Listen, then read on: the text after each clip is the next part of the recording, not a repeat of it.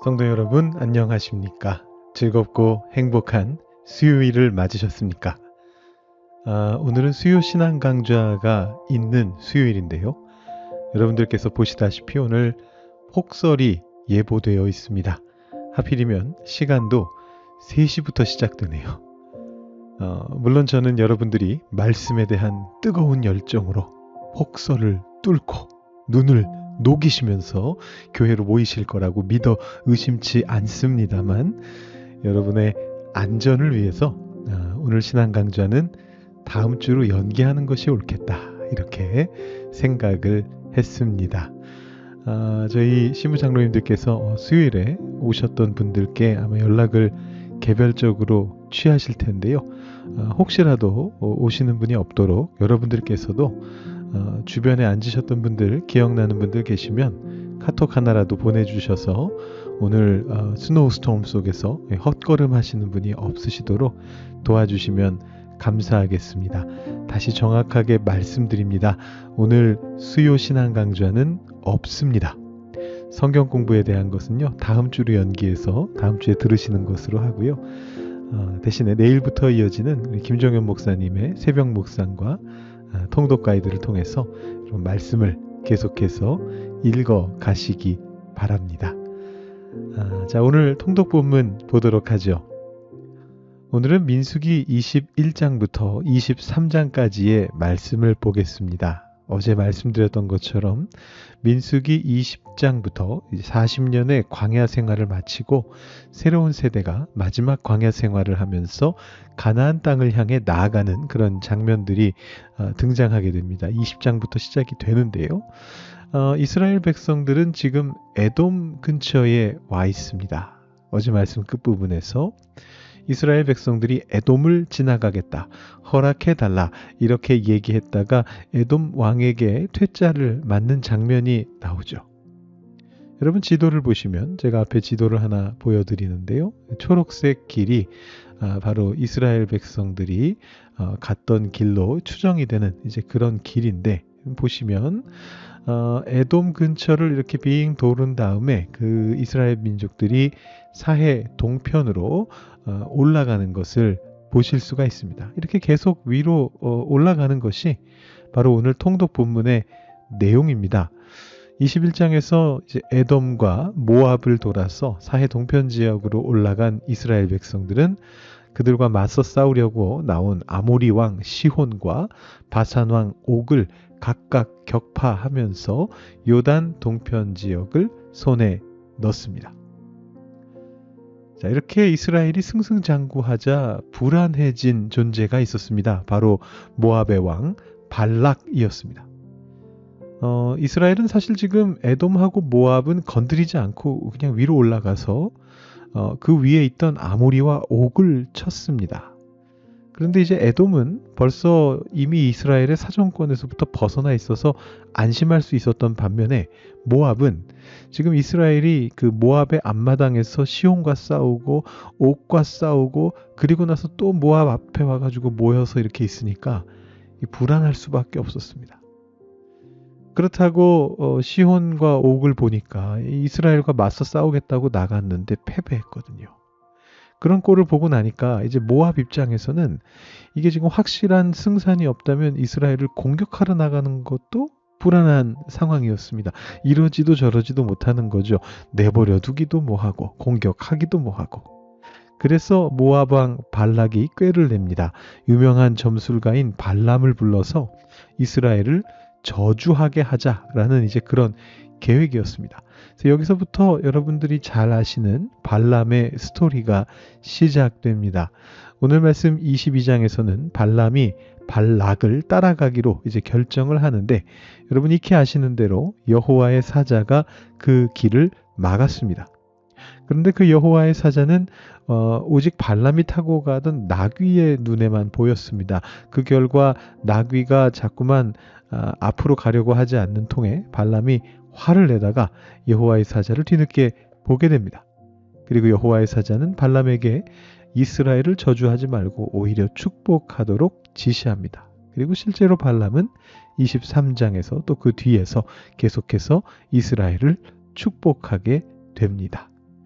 자, 이것이 민수기 21장, 22장, 23장 오늘 통독 본문의 내용입니다. 제가 20장으로부터 거슬러서 23장까지 그리고 24장까지 쭉 말씀을 드렸는데요. 여러분들께서 이 본문들을 직접 한번 읽어보시면서 이스라엘이 요단 동편 지역에서 어떻게 행하였는가 이것을 다시 살피실 수 있기를 바라고요. 또 중간에 보시면 놋뱀 이야기도 나옵니다. 그런 것들을 한번 살펴보시면서 어떤 일들이 벌어졌는가. 지금은 히스토리니까요. 역사가 이야기가 쭉 전개되고 있는 그런 내용이니까 여러분들이 직접 살펴보시면 좋을 것 같고요. 자, 이제 말씀 묵상으로 들어가겠습니다. 자, 오늘 말씀은 여러분 잘 아시는 나귀 이야기를 한번 보도록 하겠습니다. 민수기 22장 21절부터 35절까지의 말씀입니다. 조금 긴데요. 제가 한번 봉독해 드리겠습니다. 발람이 아침에 일어나서 자기 나귀의 안장을 지우고 모압 고관들과 함께 가니 그가 감으로 말미암아 하나님이 진노하심으로 여호와의 사자가 그를 막으려고 길에 서니라. 발람은 자기 나귀를 탔고 그의 두 종은 그와 함께 있더니 나귀가 여호와의 사자가 칼을 빼어 손에 들고 길에 선 것을 보고 길에서 벗어나 밭으로 들어간지라. 발람이 나귀를 길로 돌이키려고 채찍질하니 여호와의 사자는 포도원 사이 좁은 길에 섰고 좌우에는 담이 있더라. 나귀가 여호와의 사자를 보고 몸을 담에 대고 발람의 발을 그 담에 짓누름에 발람이 다시 채찍질하니 여호와의 사자가 더 나아가서 좌우로 피할 데 없는 좁은 곳에 선지라. 나귀가 여호와의 사자를 보고 발람 밑에 엎드리니 발람이 노하여 자기 지팡이로 나귀를 때리는지라.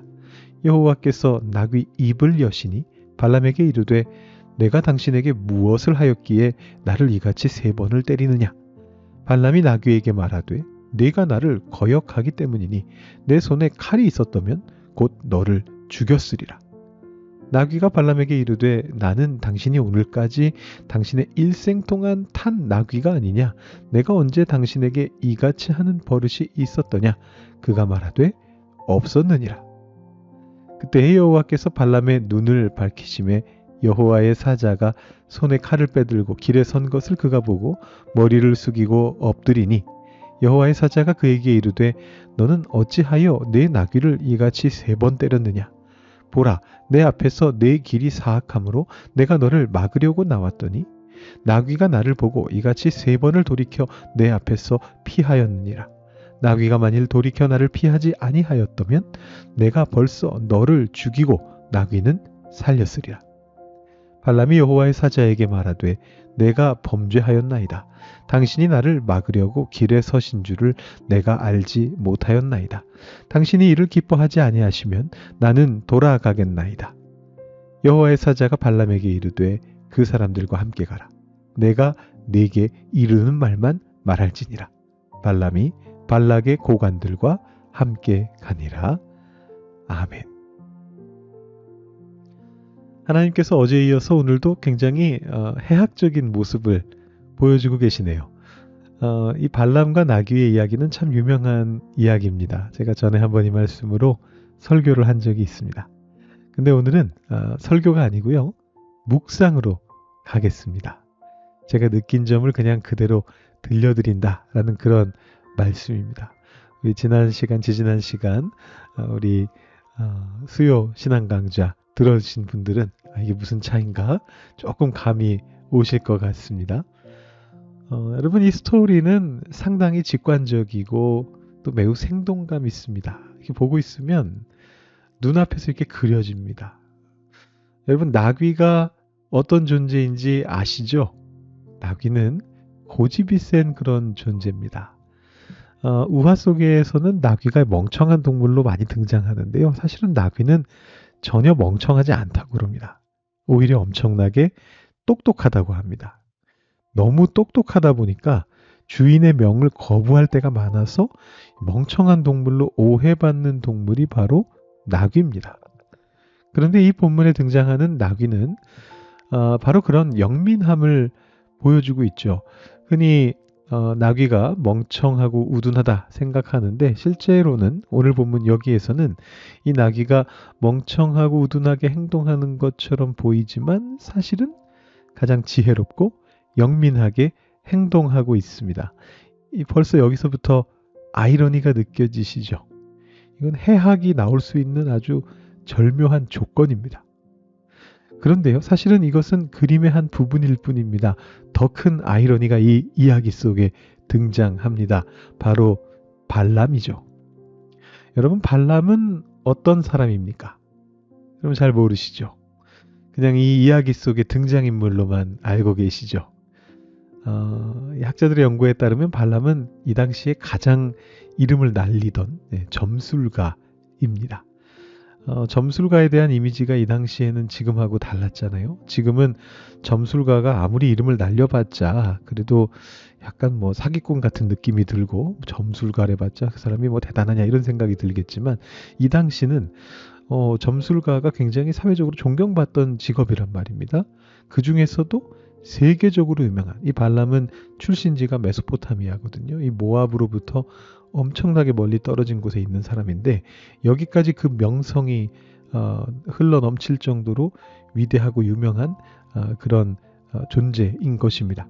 오늘날로 따지면 노벨상 받은 교수급 되는 겁니다. 무슨 하버드 대학 교수, 약간 이런 느낌입니다. 대단히 영민하고 똑똑한 사람인데, 그런데 이 발람은 지금 나귀를 타고서 이 멍청한 나귀에게 가르침을 주기 위해서 채찍을 휘두르고 있는 거거든요. 근데 여러분, 사실은 어떤 상황입니까? 나귀가 진짜 똑똑한 상황이고, 발람은 지금 우둔한 행동을 하고 있는 그런 상황입니다. 여러분, 이 대비가 그려지십니까? 혹시 여러분 머릿속에 안 그려지실까봐 그래픽으로 한번 나타내 봤습니다. 제가 AI한테 시켜봤는데요. 물론 이 그림은 이제 AI한테 이런저런 정보를 주면서 발람과 나귀를 그려달라 했더니만 디테일한 정황이 딱 맞진 않습니다. 지금 보면 포도원 옆에 담장이 있어야 되는데 담장이 너무 높고요. 하나님의 사자가 앞을 가로막고 있어야 되는데 지금 보니까 저 뒤에 그림자 모양으로 조그맣게 서 있네요. 여러분, 그래도 괜찮습니다. 여러분, 이 이미지에서 느낌만 가져오셔도 충분합니다. 지금 우리가 읽은 이 본문이 전하고자 하는 바가 바로 그 느낌이거든요. 이 해학적인 스토리 속에서 여러분 이 느낌을 느끼시라고 이 이야기가 계속 말을 하고 있는 겁니다. 그게 뭡니까? 저 우둔하고 고집세 보이는 나귀가 사실은 지금 영민한 행동을 하고 있는 중이고, 그 나귀에게 가르침을 주려는 듯이 고삐를 잡아챈 똑똑한 그 발람이 사실은 가장 멍청한 행동을 하고 있습니다. 이 해학적인 모습이 사실은 두 존재의 대화에도 나타나죠. 하나님이 나귀의 입을 여셨잖아요. 그랬더니 둘이 막 이야기를 하는데 맨 마지막에 뭐라고 이야기하느냐 하면, 내가 언제 당신에게 이렇게 한 적이 있습니까? 그랬더니 발람이 없었어 라고 주춤대면서 말을 합니다. 그런 버릇, 그래 없었는데, 이렇게 얘기하거든요. 굉장히 대화 자체도 굉장히 해학적으로 나타나고 있습니다. 이 느낌을 주려는 거예요. 똑똑한 자가 실은 똑똑하지 않고, 우둔한 자가 실은 우둔하지 않을 수 있다라는 것이 이 해학적인 사건이 우리에게 보여주는 느낌이고, 우리에게 가르쳐주는 진리인 것입니다. 우리의 잔머리가 우리 인생을 구해주지 못하는 경우가 참 많습니다. 우리가 인생을 살면서 헛똑똑이가 되는 때가 얼마나 많던가요? 우리 나름대로는 기가 막힌 아이디어다 이렇게 생각해가지고 그걸 했는데, 결과적으로는 참 바보 같은 행동이었던 경우가 자주 있습니다. 어쩌다 있는 것도 아니고요. 자주 있습니다. 근데도 우리가 굉장히 기억력이 나빠요. 자꾸만 우리 자신의 머리를 의지하면서 고집 세게 행동할 때가 있습니다. 마치 나귀처럼 말입니다. 아니, 마치 발람처럼 말입니다. 그리고 마치 이스라엘 백성들처럼 말입니다. 끊임없이 불만하고 불평을 토로했던 이스라엘 백성처럼 말이죠. 여러분, 너무 잔머리를 굴리지 말고요. 차라리 우직하게 신앙생활 하는 게 낫습니다. 우리의 고집을 조금 꺾고 하나님을 따르는 편을 택하는 것이 낫습니다. 여러분, 우직하게 우리의 길을 가십시다. 하나님만 의지하면서 말이죠. 하나님이 우리에게 보여주시는 그 길을 걸어가는 것입니다. 그 상황 속에서 어떤 일이 벌어지든지 그러나 우직하게 하나님만 보며 걸어가는 것을 택하시는 여러분들이 되실 수 있기를 바랍니다. 오늘 발람과 나귀의 이야기 다시 한번 묵상해 보시면서요. 이것이 우리에게 무엇을 보여주는가 다시 한번 생각해 보시면서 좀 더 기도하시고 오늘 새벽 묵상 마무리하시기 바랍니다. 그리고 다시 한번 광고 드립니다. 오늘 헤비 스노우 때문에 오늘 수요 신앙 강좌는 다음 주로, 오늘 내용은 다음 주로 연기되고 오늘 있어야 될 수요 신앙 강좌는 취소되었다는 것 여러분 기억해 주시고 내일 새벽 묵상으로 다시 만나도록 하겠습니다. 기도하는 시간 갖겠습니다.